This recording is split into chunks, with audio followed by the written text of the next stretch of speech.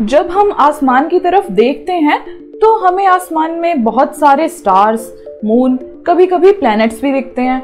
But हमारा universe, हमारा ब्रह्मांड बहुत ज्यादा बड़ा है, जिसमें न जाने कितने stars, comets, heavy bodies, planets मौजूद हैं। और हमारा ब्रह्मांड सिर्फ इतने तक ही सीमित नहीं है, इससे भी बहुत ज्यादा रहस्य हैं हमारे ब्रह्मांड में, जिसके बारे में आज तक पूरी तरह से नहीं जान पाए हैं। उन्हीं रहस्यों के बारे में और ज्यादा जानने के लिए, स्पेस के बारे में और ज्यादा स्टडी करने के लिए, और ज्यादा रिसर्च करने के लिए वैज्ञानिकों ने बनाया ये इंटरनेशनल स्पेस स्टेशन।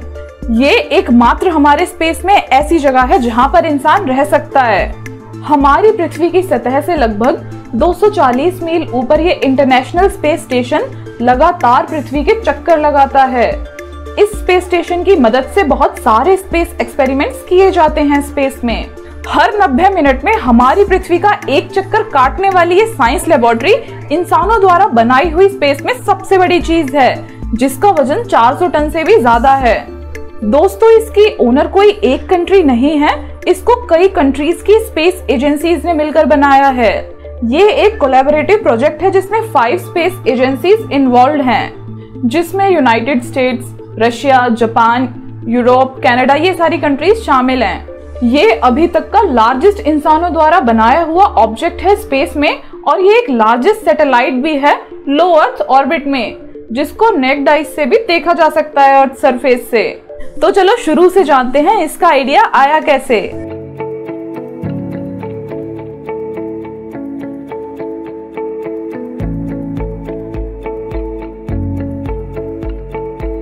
तो दोस्तों, 28 जुलाई 1958 में यूएस गवर्नमेंट ने national aeronautics and space administration यानी नासा का निर्माण किया।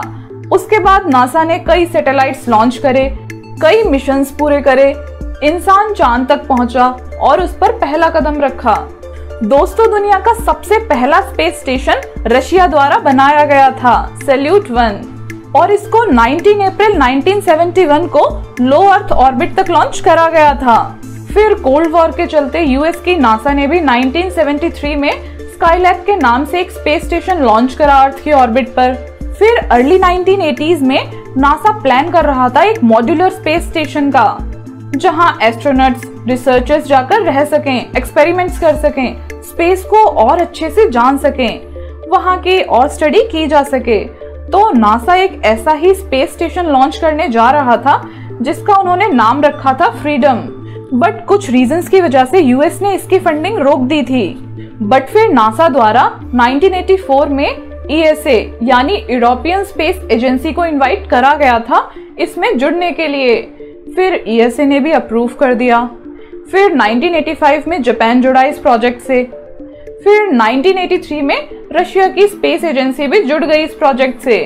तो कोई एक कंट्री इसकी ओनर नहीं है, ये project United states, Russia, Canada, Japan और यूरोपियन स्पेस एजेंसीज के जुड़ने से बन पाया है। और ये एक बहुत ही ज्यादा एक्सपेंसिव मिशन था, तो इन सभी कंट्रीज ने फाइनेंशियल सपोर्ट भी करा नासा को इस स्पेस स्टेशन को बनाने के लिए।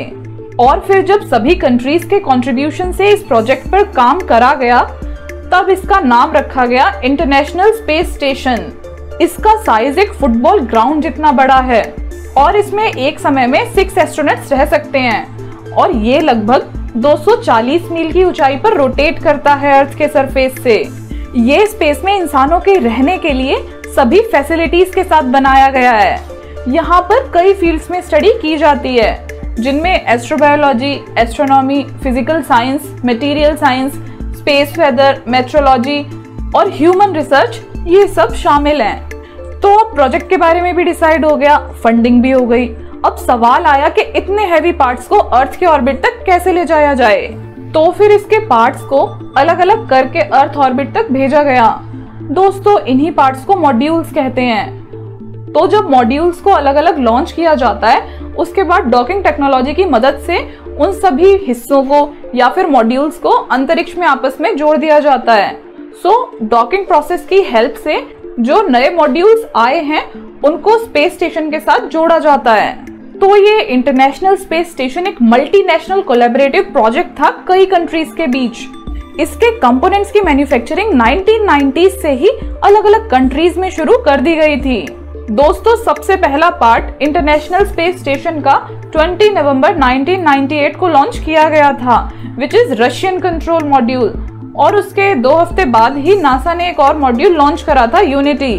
और फिर ऐसे ही अगले 2 सालों में इंटरनेशनल स्पेस स्टेशन के बाकी पार्ट्स को भी लॉन्च करा गया और उनको जोड़ा गया। और नवंबर 2000 में पहला क्रू यहाँ पहुंचा और तब से लेकर आज तक यहाँ पर एस्ट्रोनॉट्स इसी स्पेस स्टेशन में काम कर रहे हैं।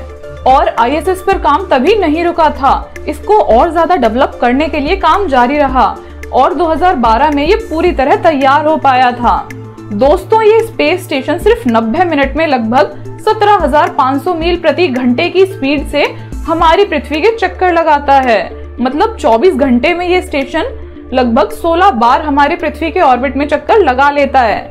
दोस्तों, इस स्पेस स्टेशन में बेसिकली 2 सेगमेंट्स हैं। एक सेगमेंट रशिया का है पूरा, द रशियन ऑर्बिटल सेगमेंट, और दूसरा यूएस ऑक्यूपाइड सेगमेंट है, जिसमें यूएस और दूसरी कंट्रीज का भी कंट्रीब्यूशन है।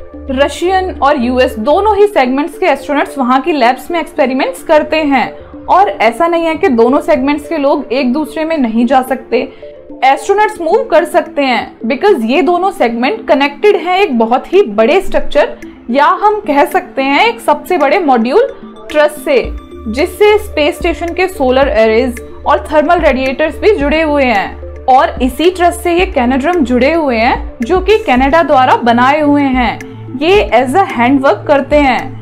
ये ISS के पार्ट्स को असेंबल करने में और रिपेयर करने में बहुत ही ज्यादा हेल्पफुल हैं। तो अब क्वेश्चन आता है कि स्पेस स्टेशन में लाइट्स और एनर्जी आती कहाँ से है। तो दोस्तों, इसमें ये बड़े बड़े सोलर पैनल्स लगे हुए हैं। ये सूरज की रोशनी से इलेक्ट्रिसिटी जनरेट करते हैं इंटरनेशनल स्पेस स्टेशन में। और अगर किसी काम से एस्ट्रोनॉट्स को इंटरनेशनल स्पेस स्टेशन से बाहर जाना पड़े, तो स्पेस स्टेशन पर लगे हुए एयरलॉक दरवाजे की तरह होते हैं, जिनका इस्तेमाल अंतरिक्ष यात्री स्टेशन से बाहर जाने के लिए करते हैं। इस स्पेस स्टेशन में एस्ट्रोनॉट्स के रहने के लिए atmosphere control system, water supply system, food supply facilities, sanitation, hygiene equipment, fire detection, सब कुछ मौजूद है। दोस्तों, अभी तक इस स्टेशन पर 256 लोग जा चुके हैं 20 देशों से। यूएस की तरफ से 158, रशिया की तरफ से 55, 11 जापान की तरफ से। तो ऐसे ही कई देशों से लोगों ने यहाँ पर विजिट करी है। तो अब हमने काफी कुछ जान लिया ISS के बारे में। अब हम ये समझते हैं कि ये हमारे लिए जरूरी क्यों है, इसकी इम्पोर्टेंस क्या है। अभी तक पृथ्वी ही एकमात्र ऐसा प्लेनेट है जहाँ लाइफ एग्जिस्ट करती है यहाँ के एनवायरनमेंट की वजह से। तो स्पेस स्टेशन में जाके स्पेस बायोलॉजी को और अच्छे से समझा जा सकता है। और सबसे ज्यादा इम्पोर्टेंट ये है कि स्पेस में रहना मतलब एक तरह से माइक्रोग्रेविटी से डील करना। तो यहाँ से कई एक्सपेरिमेंट्स किए जा सकते हैं और पता चल सकता है कि कई रिएक्शंस माइक्रोग्रेविटी में कैसे काम करती हैं, फिर उनको नई टेक्नोलॉजी में कैसे यूज किया जा सकता है। दोस्तों, यहाँ पर जो एस्ट्रोनॉट्स रहते हैं वो एक दिन में 16 बार सनराइज और सनसेट देखते हैं। और रेडिएशंस या माइक्रोग्रेविटी में रहने की वजह से बोन्स वीक हो सकती हैं, हार्ट रेट स्लो हो सकता है। तो इससे बचने के लिए उनको रेगुलर एक्सरसाइज करनी पड़ती है।